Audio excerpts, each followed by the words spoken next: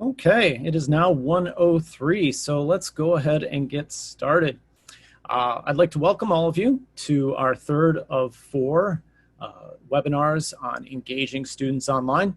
My name is Jason Psycho. I'm an instructional technology consultant at Wayne Risa, and my partner in crime today is Judy Bowling. She is a library media and instructional technology specialist at Wayne Risa.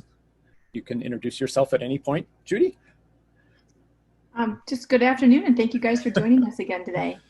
So again, this is our third of four. Next week will be our last one for the time being, and toward the end, we'll share links to additional resources as well as a website where we are curating all the resources, including slide decks, links of webinars, and the like.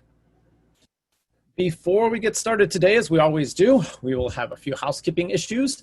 First of all, please remember to mute your microphone if you are not speaking, and turn off your webcam if you're experiencing internet delays, any bandwidth problems. First line of defense is to turn off your webcam just to save on video, because video sucks up a lot of bandwidth on your internet. If you have questions, feel free to ask them in the chat bar.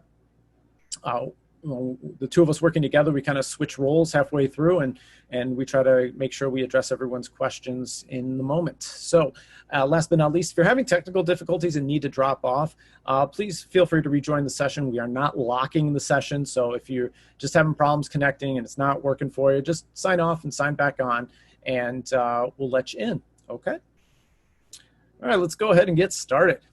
So last week, we talked about collaboration and overlap between these sessions that we've been doing. And if you look at communication involves a little bit of collaboration. Collaboration involves a little bit of co-facilitation, and so on and so forth. So to be clear, what we're talking about today is the difference between collaboration and co-facilitation. And so last week we talked about collaboration, and that is where the teacher still primarily acts as a facilitator of knowledge, and the students work together in teams, hence the collaboration, but they generally work together to solve problems.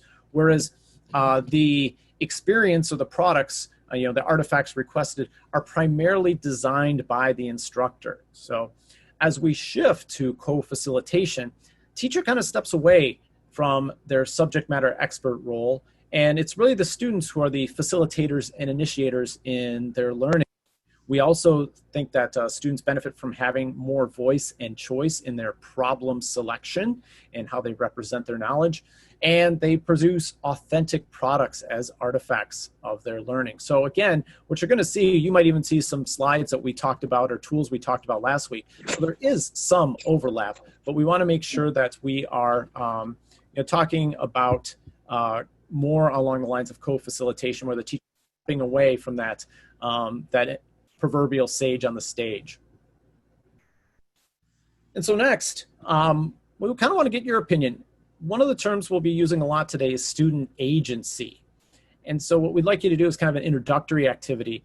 We'd like you to kind of give us your thoughts on what terms come to mind when you think of the term student agency. And so what I'd like you to do is go to that website that you see there and enter the code listed on the screen. There's a couple ways to access this little word map that we're going to develop.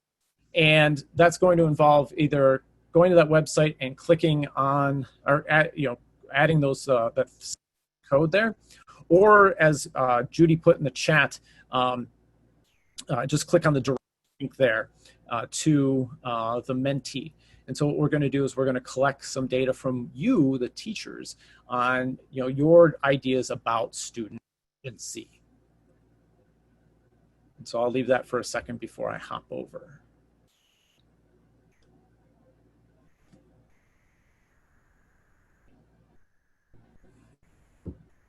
And again, the links are in the chat bar. And so I will go ahead and switch over to what we're seeing here.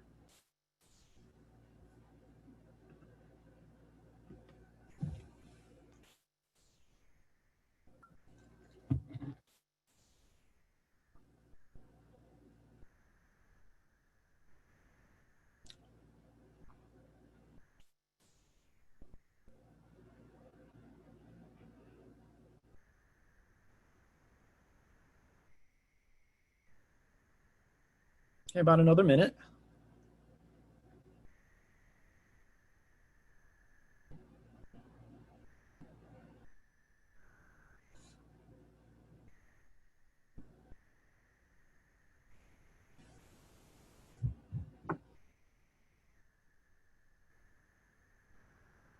Okay, so we got a little over half of you, maybe another 30 seconds. But what you can see here is we're seeing some word, a word cloud. The bigger the word, the more people who have listed it. And you see choice as being kind of the header, as well as you see some smaller versions or different versions of that with student choice. Collaboration is a big one. Interest, voice, personalized, collaboration, self-initiated, student-led. These are all valuable terms when we talk about student agency. And so I'm going to go ahead and pause that. Let's go ahead and stop that. But you can see what we're looking at here when we're talking about co-facilitation and student agency. We're giving voice, choice, and we're giving students more options.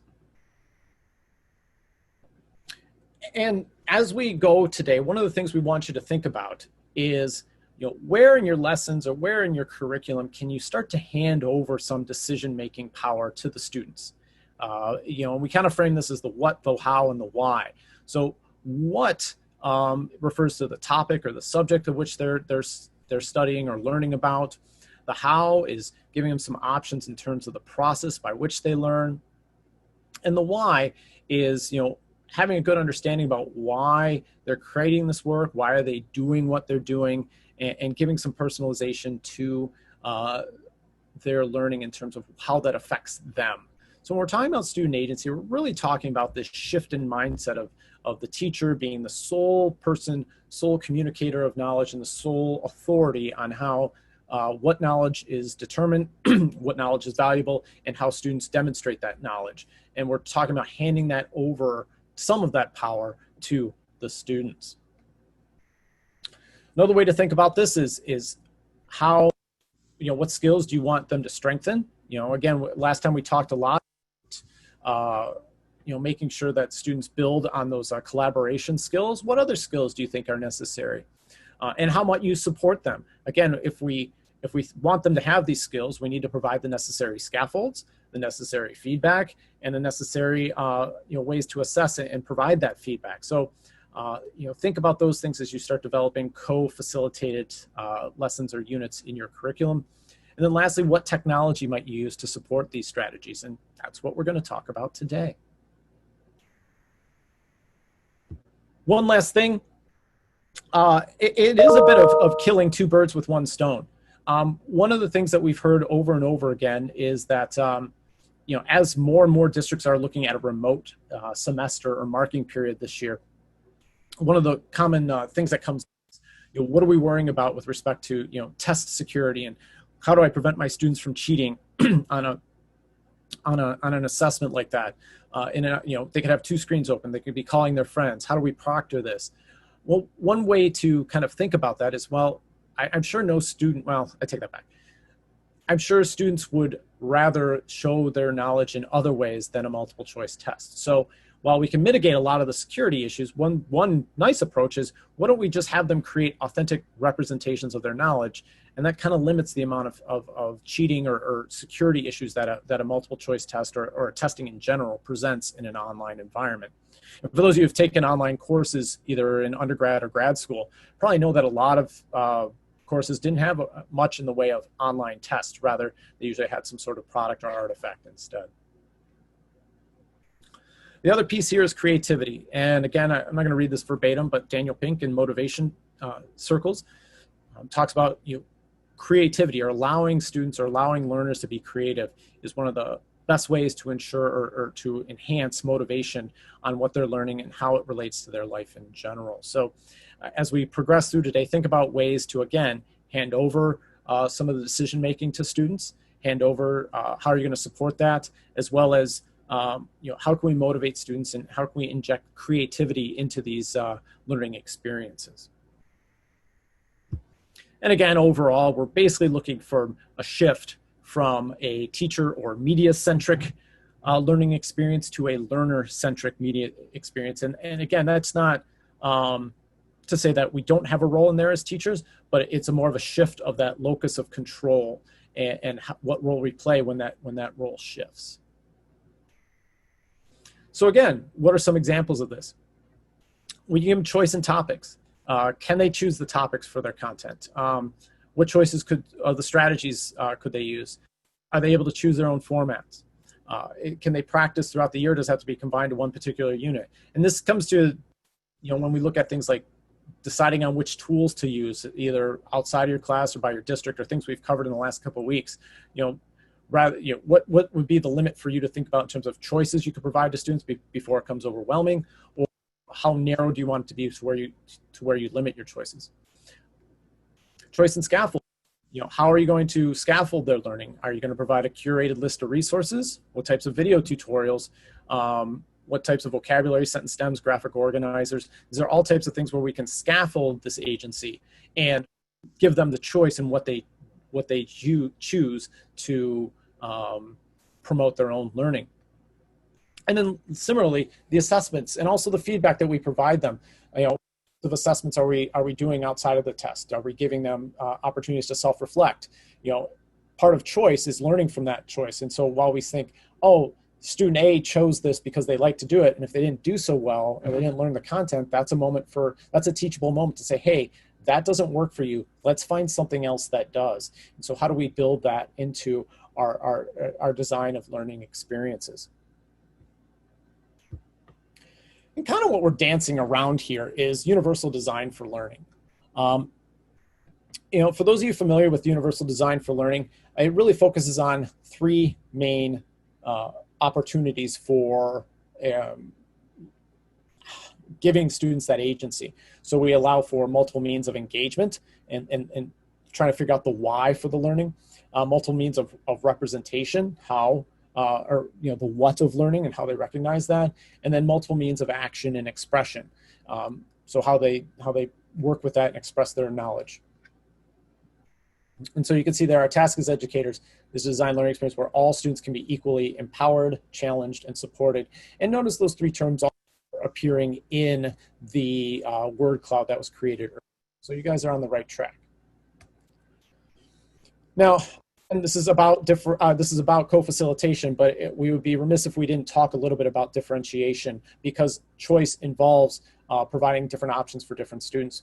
And so for those of you familiar with or not with differentiation and universal design, kind of the common analogy that's often used for better or for worse is the difference between having a bunch of people over for dinner and making 12 different meals for 12 different people based on their needs or their dietary restrictions, or just providing a buffet, knowing that those differences exist and letting the people choose for themselves. It's a difference between being reactive and proactive, and you're addressing all learners, not just specific differences in the class. So as we look at this, designing our curriculum over the next couple months, think about the number of options we can provide to students to allow them to learn and express their knowledge.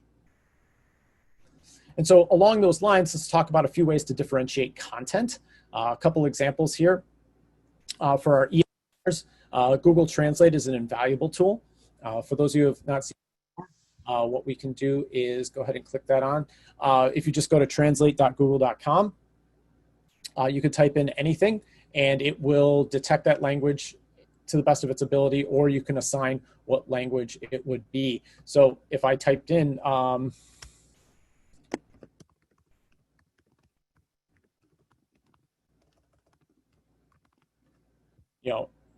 for those of you who remember that line from JFK, it automatically detected it was German and it translated into English. The other nice thing about Google Translate is that you can upload documents and it will do its best to translate that information for you. So again, that's more of a drag and drop. All I need to do is just bring something up here and it would drag it in there and then go ahead and present it in whatever language you chose to the best of its ability. Another one is Newzilla, Newzella, whatever you want to call it, it's still a good tool. One of the things that Newzilla does is it allows us to create or find content online and directly tie it to specific languages and or reading levels. So for example, here, if I click on this document here, it will present it, and as soon as I sign in, it will allow you to translate to different languages and translate into different Lexile scores. So what you can do is, depending on your learners, if they are English learners, you can, or those who are reading at or below grade level, you can adjust the content of this article and to their specific reading level. The nice part about this is you can distribute it to different readers based on the level, and you can create classes and work in there as well. And then read and write, which Judy will go into a little bit deeper, but and that is a paid service. You do get a free trial at the beginning to play around with it, but read and write allows you to highlight text, read it out loud for those who are struggling readers, highlight and do a various amount of annotation, and therefore you can cater your content to a wide range of learners. Again, along those same lines, if you're differentiating, you're probably going to have groups of students who fall in the same categories. So if you are differentiating instruction for a variety of groups in a single class, one of the things that you can do is create groups. And from last time as well, we talked about how you can create groups in Google Classroom. You create an assignment or some sort of material. You can assign which students receive it. It's default to all students, but what you can do is uncheck students or select students that you want to see a particular material. So for example, with Newsela, you could select the different Lexile ratings for that, that particular article and assign different versions of that same article to different groups based on their reading level. Likewise, in Microsoft Teams, you can create multiple channels and set those channels to private and have membership for various groups. And then with Moodle, again, you can create groups and reuse those groups over and over again, just based on various characteristics that you wish to share certain things. Kind of another thing that kind of brought back from last week as well is this idea of representing their knowledge in different ways. And part of that is going to involve knowing how to do something like gallery walks. We talked about this last week with synchronous breakout rooms, and you can have students get in different rooms and present and or teach and or learn from one another in a variety of formats.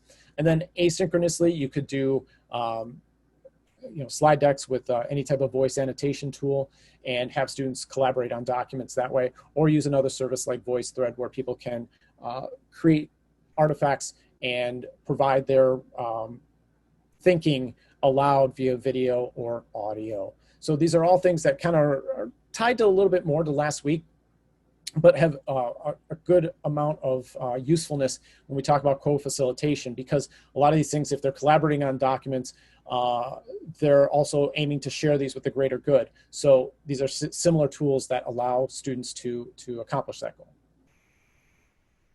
But let's talk about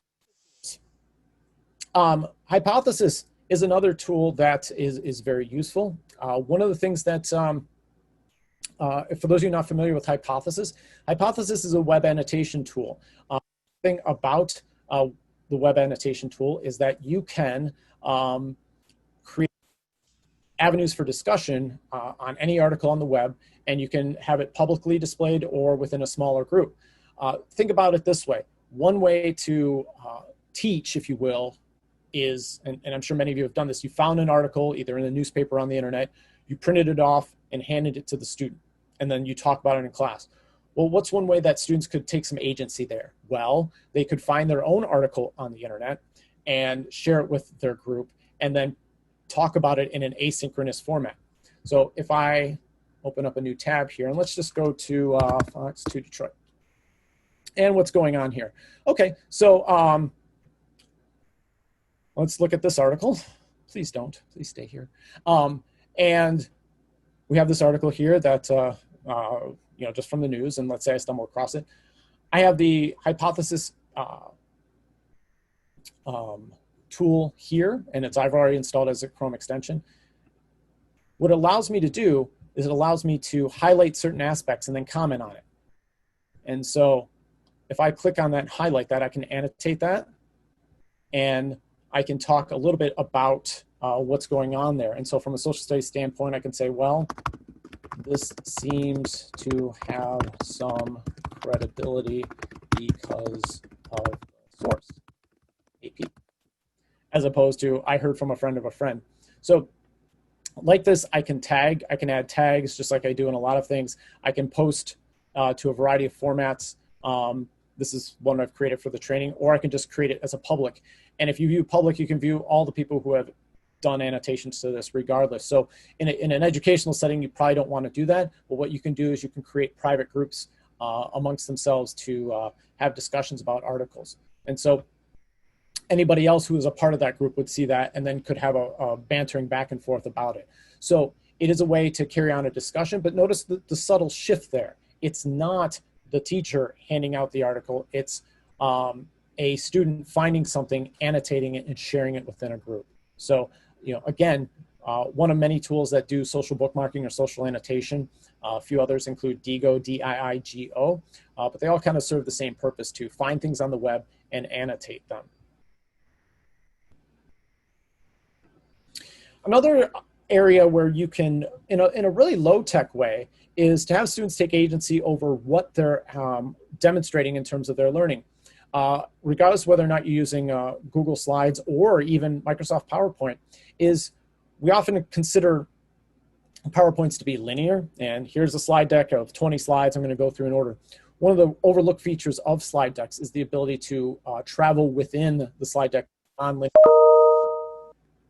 That's using the action button feature. And so you could use this in a variety of ways. Number one, you could have students create their own review. You could have their students create their own tutorials to demonstrate their knowledge and help others review. And this could be on any topic, again, giving that agency to the students. Most people remember the Jeopardy games that you play with PowerPoint.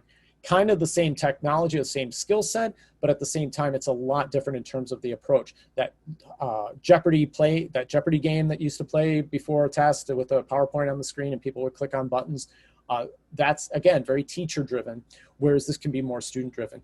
And again, just like you can put hyperlinks in a Google Doc or a Google slide deck, one of the things you can do on any text is create a hyperlink, and that's just right-clicking on it and doing a link. But one of the things that's useful is if I have a slide or a box, I can do the same thing.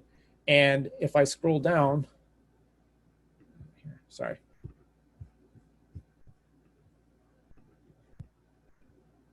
Oh, it's all grouped together. Hold on. Ungroup. There we go. You can see link. Now I could put the URL, or I could type something like google.com. But the other thing you can do, and it's subtle, is slides in the presentation. And what I can do is assign that link to be any slide in the slide deck. So you basically create a navigation tool within your slide deck. So I'll just quickly just put it on the slide 2 and then apply. And so, oops.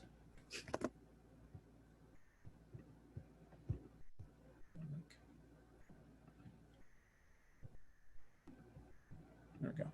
So if I'm hovering over this, I can go slide 2, and voila, it took me to slide 2.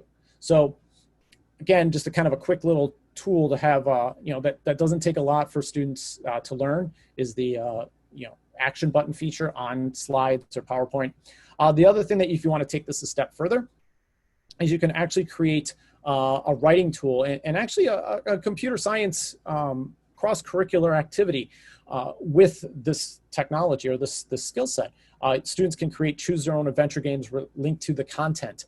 And again, it's cross-curricular in the sense that you have the content. If you're creating a story, that's writing. And the fact that this creates a little bit of computational thinking skills in terms of mapping out pathways and debugging, it can also be a computer science activity as well. And just to kind of give you a quick example, here's one that was done by my students a couple of years ago. You have if I throw this in present mode, you can see that I hover over each of these buttons, they work. If I go to play, you have basically multiple choice questions and option to have right and wrong answers along with feedback on those questions. So if I click on any of these, it takes you to the correct button, or if I go back, I can actually have an explanation of why it's not correct. And again, from a research standpoint, that's useful because we know that students being able to not only know correct answers, but also be able to describe why answers are incorrect is a very useful strategy for learning.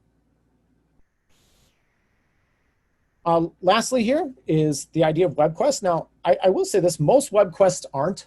And what I mean by that is many of the people who have heard the term web quest probably have a negative connotation of them because they ended up being just internet scavenger hunts.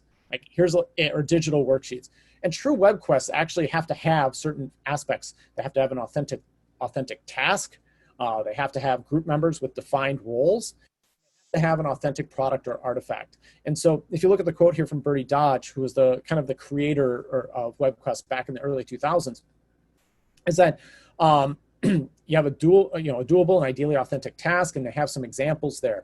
One of the nice things about WebQuest is it's a good scaffolding exercise for more problem-based learning or inquiry-based learning, because part of the WebQuest requires you to limit the amount of resources that they have. So it still has control from a teacher standpoint, but allows a bit more student agency in terms of the products they develop and the artifacts and the role assignment and the collaboration, which again, if we want to scaffold this idea of going from more teacher-centered to more learner-centered, a web quest is actually a good intermediary exercise for people to do in order to scaffold the environment that you want with a more learner-centered environment. If you don't, and you just say here's a free-for-all, or here's a kind of more of an inquiry based without any scaffolding, it's probably not going to end well. So having things in place to improve students' agency is helpful as well.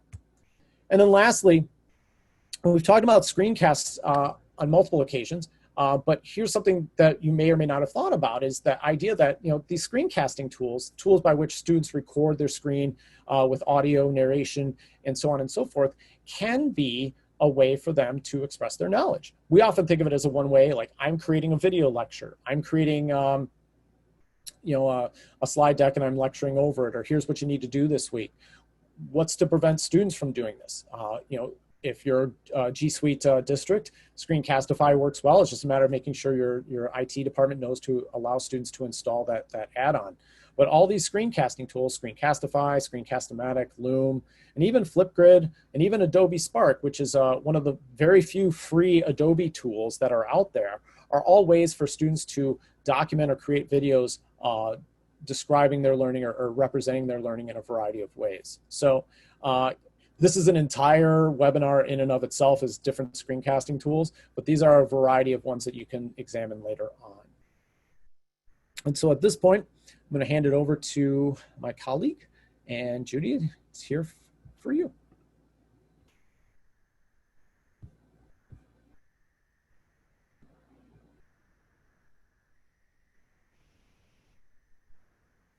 Okay, thank you, Jason. Okay, so this quote here, some of you may have seen, but it's one of my favorite because it's just a reminder that, as AJ Giuliani says, that we're not preparing our students for something, we're preparing them for anything. And so the remaining part of this webinar, what we'd like to do is share some additional resources and tools that you may incorporate into your classroom. They can certainly be adapted for both traditional and remote learning. And so to start, just to take a look at what is oftentimes the traditional learning cycle, might look very linear like this, where we determine what the learning goal is, we write the lessons, we make arrangements for the final assessment, we gather the materials, and then we teach the lesson to the whole class and administer some type of assessment. So in general, it takes on a very linear format, and it's very teacher-centered, where the students oftentimes don't feel much ownership for their own learning, as they depend on the teacher to tell them what they need to learn and how to learn it. And teachers also don't have as much time to spend working with students in small groups because they're spending so much of their time in direct instruction. And so to shift that a little bit, one of the things that can be done is to incorporate a hyperdoc, which is a digital document that pulls all of the components of learning into one central hub.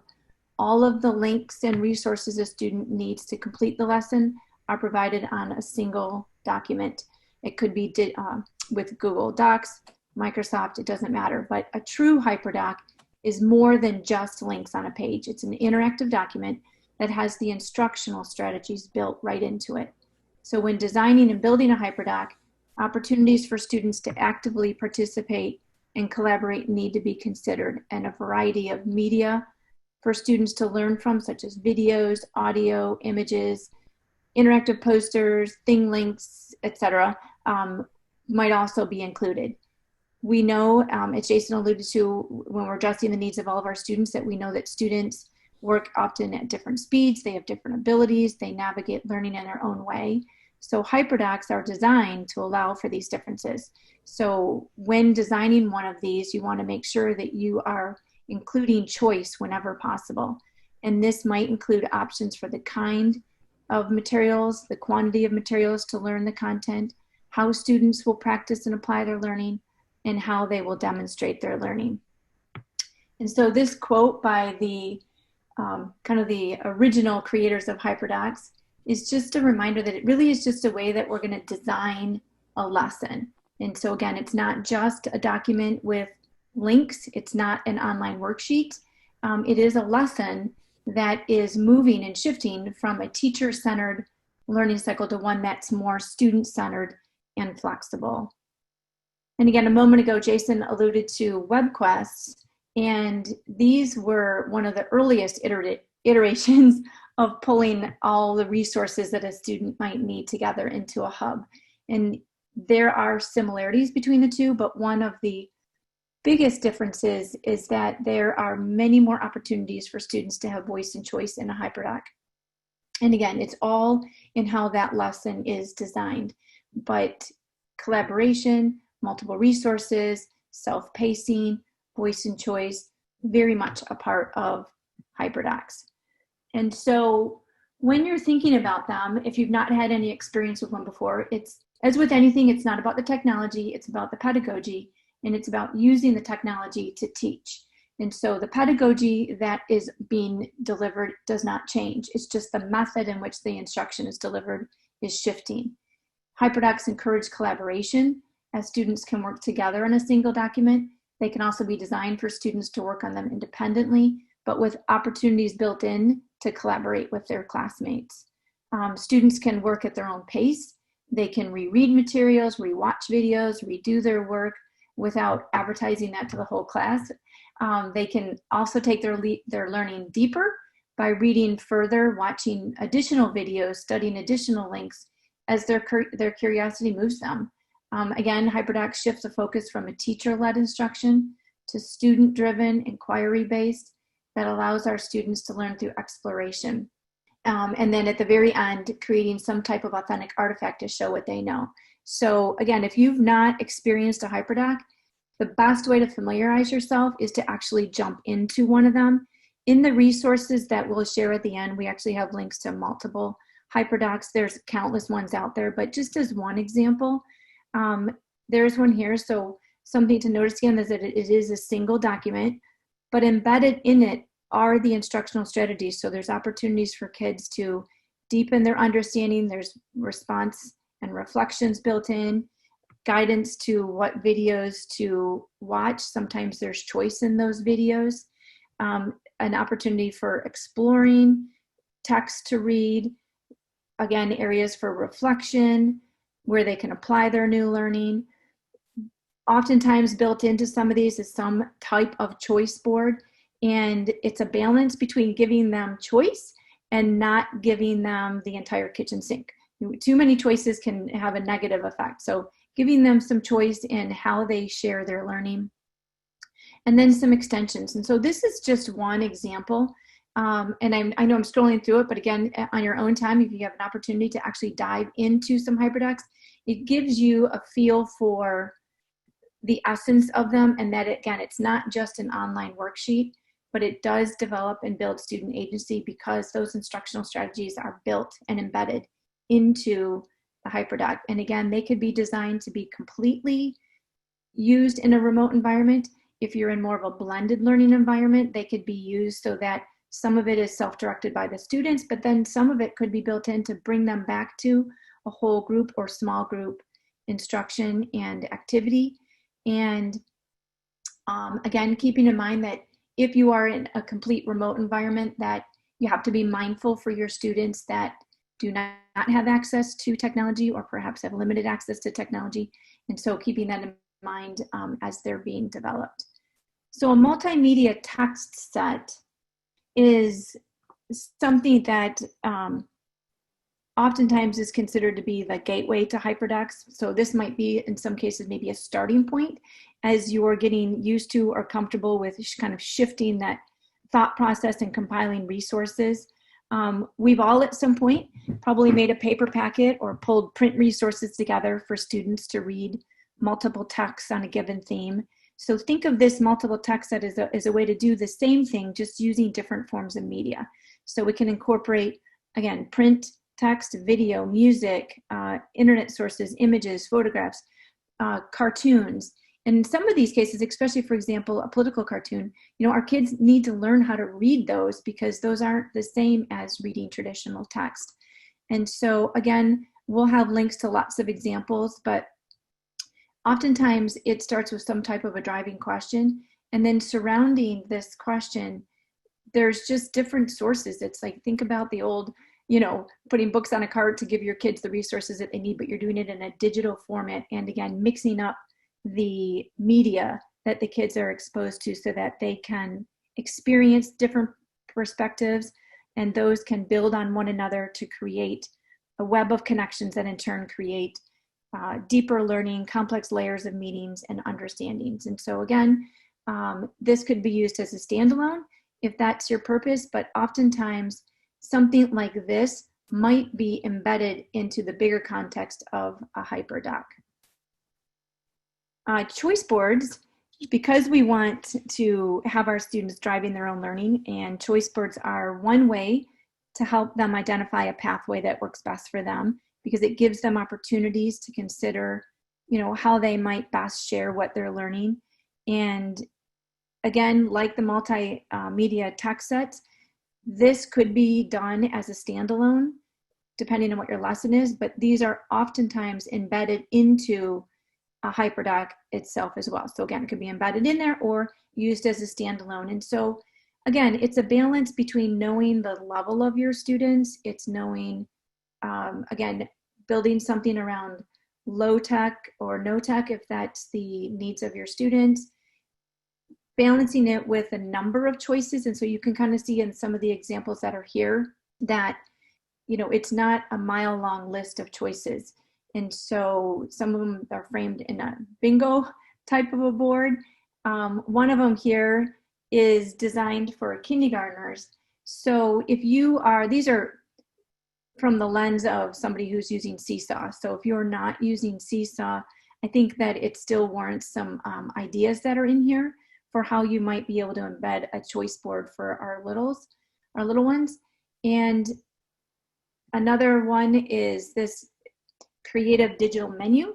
So kind of a choice board as well, but the creator of this designed it as more of a choice of menus that they can use to share their learning again. And then on top of each one of them, it gives you some information about it, a link to that resource.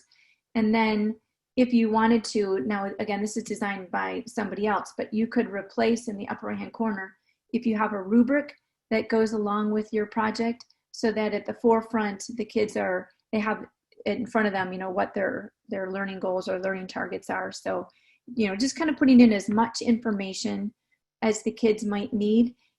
Perhaps this is too many choices. This could always be modified to suit the needs of the level of your own students and what your ultimate goal is. So a variety of choice boards, but choice boards are a really great way to build in some of that voice and choice, build in some of that creativity.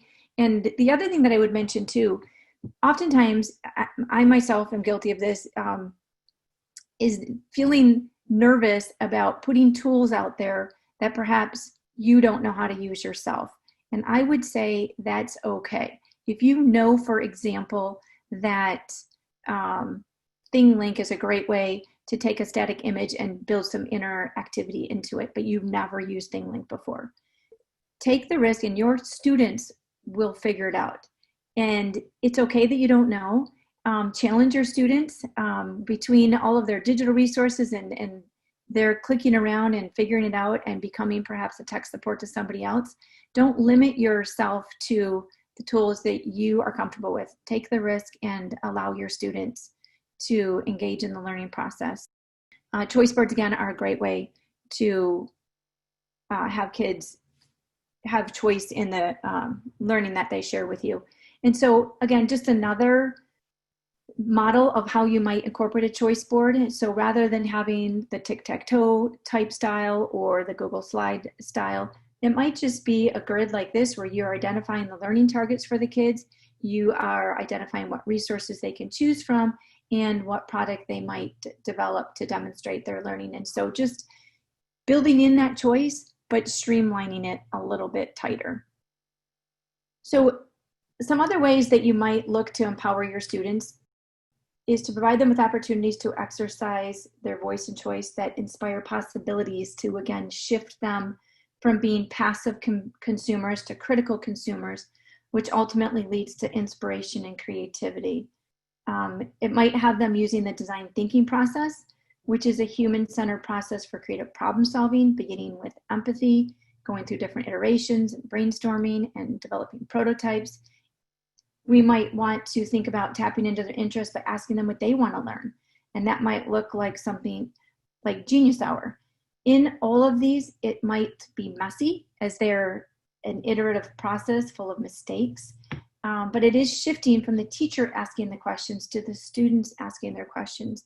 And so one of the examples that I often think about when I was in the classroom is I used to do a lot of work with digital stories with students. And so endangered animals was a part of the 6th grade curriculum. And so our students were doing a lot of creating, they were doing a lot of researching, and they would study their animal, they had their learning targets, and they would create a digital story about that animal through the lens and perspective of that animal. And so there was a lot of work being done, but at one point I had this epiphany that all of the students were essentially following a recipe. They were all building the same thing. So there were pockets of creativity that were woven in there. Certainly they were working in collaborative groups. They were learning about different research sources and sites, but ultimately all of them were producing the same product. And so as I was expanding my own learning around the maker mindset,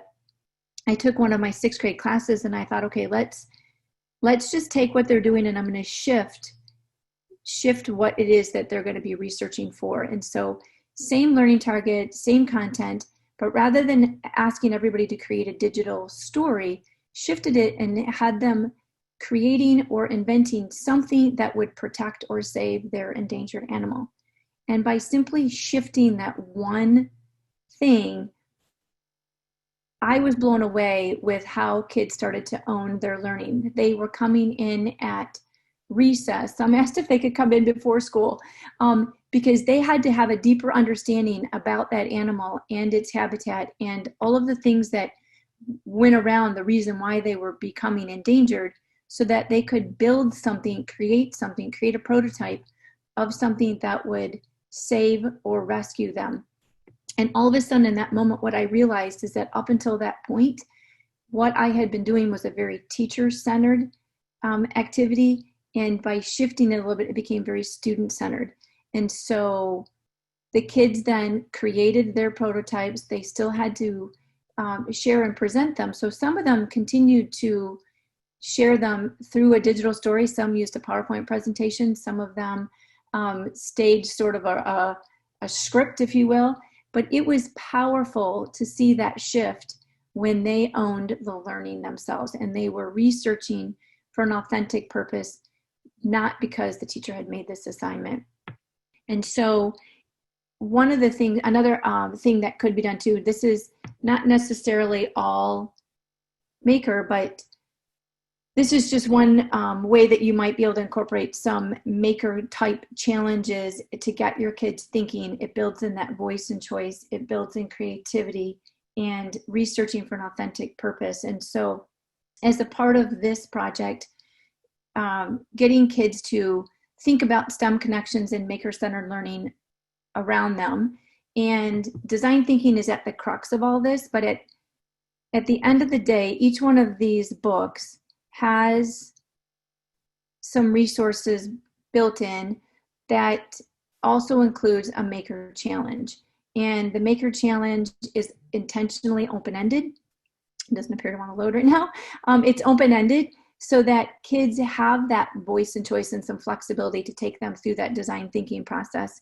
And so the questions that are a part of this are, again, designed to focus in on the STEM connections and seeing maker opportunities in the world around them. And so all of them have some type of maker challenge at the end of it that is intentionally, like I said, open-ended, but it's just a quick and low key way to bring some of that maker mindset into your classroom. And other ways might be to include some design thinking, just some design challenges, so some open-ended. If nothing else, just to get conversation going, and a great way to build in some small group conversations with your students. As was mentioned before too, we recognize that a lot of our kids don't have access to all the same technology capabilities. So thinking about what might be some low-tech materials and resources that our students could be using. I know some districts have included some paper packets, but using what they have in their own environment for their learning as well. And with that, I'd like to end with sharing just a couple of tools that address some of the UDL concepts that Jason alluded to. And these are tools that would be good for all students, but they do help to personalize the access to things that they're reading, and it optimizes some of the teachers' time as well too, because these tools are intended and designed to be helpful in meeting the needs of all the learners. So Mercury Reader, so some of them are Chrome extensions, some of them are Microsoft, but Mercury Reader, if you're not familiar with it, so if thinking about the multimedia text sets, if there's text that are there for kids to read, we know that oftentimes there is clutter on the page, which can be really distracting for some of our readers. And so by simply using the Mercury Reader, what that does, if I click on that, it just strips away all of the clutter and all of the noise for the students so that they can just focus in on the text themselves. And so it's just a matter of toggling it on and toggling it off. And that can be a really clean way of, again, helping students to read. But then if you wanted to print it off too, it would then print it without all of that clutter on there. The other one that I want to mention, if you're not familiar with, this is probably my favorite one, is Immersive Reader. And Immersive Reader, if you can see this icon, it looks like a book with a little audio next to it. Immersive Reader is a Microsoft product. It's built into every one of the Office 365 apps, but it's also being embedded in more and more apps that are out there, including Flipgrid, Pear Deck, Nearpod, Follett, but it's also embedded on this one website as well, Wonderopolis. So the power of this is, again, if I'm a student and I'm on this page, this might be a lot of clutter for me to read. It might be very distracting. It might be, there might be words I don't know how to pronounce. There might be, I might need it from a translation standpoint. I might need to focus more at a single line at a time. So Immersive Reader allows me to do all of that. So by just clicking on, so again, this one is actually built into the Wonderopolis page. And so if I click on that, it takes me into, well, let me try it a different way. I don't know if it's this to do with my sharing the screen. I'm going to come here because there is also an extension that you can add. So I'll try it this way. So the extension, if I highlight the text, I've already got the extension installed. If I highlight the text, right click on it and choose Help Me Read This. Let's see if this will work. Excellent. So I'm not sure why Wonderopolis was not working, but this is what it would have looked like. So some of the things with Immersive Reader, right away, you can see there's a lot of white space. It's taken away the clutter. And then if I wanted to, I could have it. Monarch butterflies live in north. It could read it to me. I could speed it up, slow it down, change the voice from female to male. Up here in the upper right-hand corner, I can modify the text size, the font. If I need to have contrast, I can change that as well. If showing parts of speech is important, I can turn those on, toggle those on and off. I could toggle on and off the syllables. And then for reading preferences, again, for some of your students, even this large paragraph might be too much for them. So I can show one line at a time, and I can use my arrow key to increase that. I can then go back to just showing the whole thing. I can include the picture dictionary as well. So by clicking on one of the words, a picture will appear if it's something that's in its database. So just a lot of options here that really help our readers. It's got translation built right into that, so I can change it and it will toggle back and forth to the different languages. So again, Immersive Reader, if you're not familiar with it, start to look for the, let me go back here to this one. Start to look for that little icon that looks like a book with the audio there. So again, it's beginning to be built into more of the apps that are out there in some of the websites, or like I mentioned, it is in the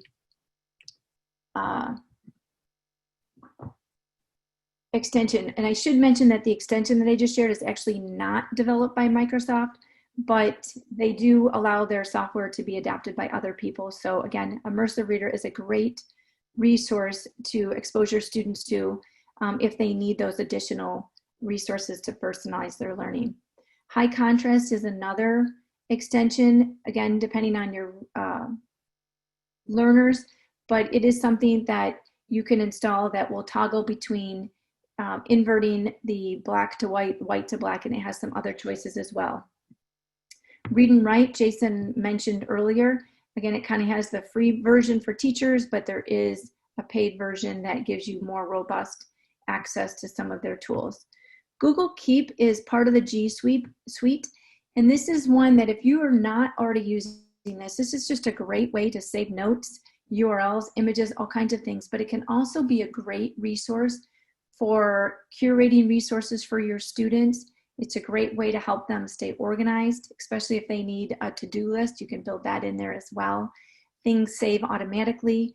You can get to it by going to keep.google.com, or you can add an extension to your Chrome bar so that if students happen to be on a page that is valuable to them for their research, they could simply click on the Keep extension and it will go directly into their Keep file. Jason shared a hypothesis. Kami is another one that has sort of a freemium version to it, but it's another great tool. It's an extension that can be used to annotate PDFs online. Comments can be added, text can be added, shapes can be added, and in the free version, it does automatically save to your Google Drive. So anything that you're annotating is saved automatically. And then Screencastify and Loom are two of the additional softwares that are out there for either creating screencasts for yourself or having students themselves creating some screencasts to share what they're learning, they're doing. It could be a process that they're sharing, perhaps them solving a math problem, a science experiment, or simply a tutorial. So those resources and others are included on the website here that, again, we will share as a link in the chat as well as in the follow-up email. So check back there frequently as well, because we are continually adding resources to it. But the point is as you're creating lessons, whether it be for traditional or remote learning, there are myriad of ways that you can build in learning opportunities that offer lots of voice and choice for students. A lot of these UDL tools that I shouldn't say UDL tools, but a lot of these tools that we shared can be good for all students.